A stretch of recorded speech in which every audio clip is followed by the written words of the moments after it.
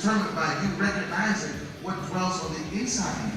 And the same thing that's in anybody else in any part of the world is inside of you. You've simply got to believe that I can achieve greatness. Say it to yourself, you right now. I am able to achieve greatness. But I want you to put this last part on, by God's help. Thank you very much for saying. All right, keys to reaching beyond embracing your dream. I'm going to give you a couple points and then I'll be done in a few moments. Number one. Never forget the origin of your strength and abilities. Never forget the origin of your strength and abilities. You're going places, but when you get there, never forget that it is Christ who strengthens me. Remember the first scripture? I can do all things through Christ who strengthens me. Never forget that your foundation is God. Say never. Number two, never forget your family. You know, some of us go off, we go off to America to go to college, you know, and by the time we got to, not I mean international airport, by the time we get to national, the airport, we have an accent. Indeed. We haven't even cleared immigration yet, and we get a slap.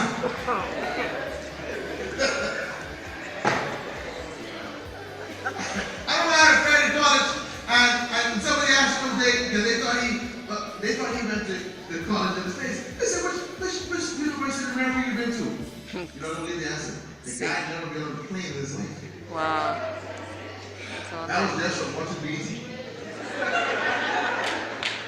Never forget your family. The first decision God made about all of us is the family we would be born into. When you're born, when you're conceived, watch this.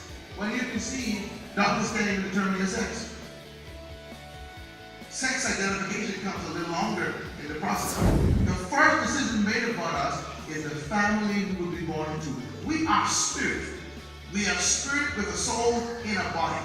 God could have put your spirit in China, and you would be little Michin.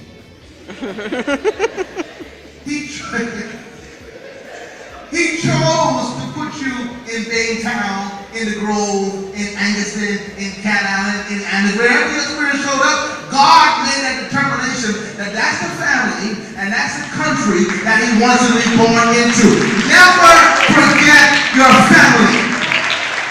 Now, I will know there, because some of us ain't very happy with our families. I don't care if your family situation is the best in the world. All of us, everybody ain't going to be born into the best situation. But guess what? Guess what's happening in your family?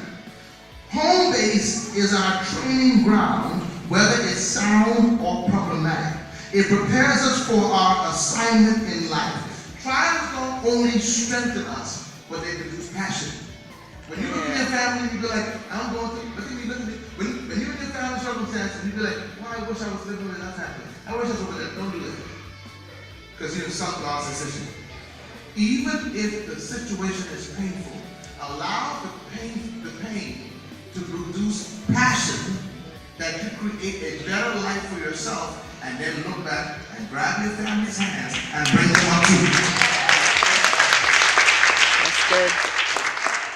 Do you know that Buddy Hill's mother, her life is going to change forever? How do I know it? Because that boy's he's going to be picked in the NBA very shortly. And the love relationship I see him have for his mother, he reminds me of Kevin Durant has it for his mother. She's in every single game. Stephen Curry has it for his parents and his wife. So they don't even have to work. You know what their job is? Which game you playing tonight? Which city we can be in tonight? They don't have to work because their son made it and he did not forget home base. Do not forget your family. Third, I want to challenge you. Never forget your primary educators. I had a management conference a few days ago. Some of you participated in it. One of the district superintendents, Julian Anderson, who sat next to me, and I asked him a question. I said, help me understand this. I said, I don't have any statistics to prove this. I said, but I believe that if the GPA or the average, grade point average would be assessed nationally for primary school students, it will be significantly higher than those in secondary. And then he confirmed it. He said he did a little personal study, and he found that the average grade in primary school is B. I said, that's pretty high. For all we hear in secondary school is D. So I said to him, what's happening? I'm going to answer from my perspective. I believe a lot of the principles learned in primary school are forgotten as we transition to junior high school. I want to challenge Woodcock. One of the things that's big in our country in primary school is they're calling on the name of God every morning, whether you like it or not. Yes. There's going to be assembly.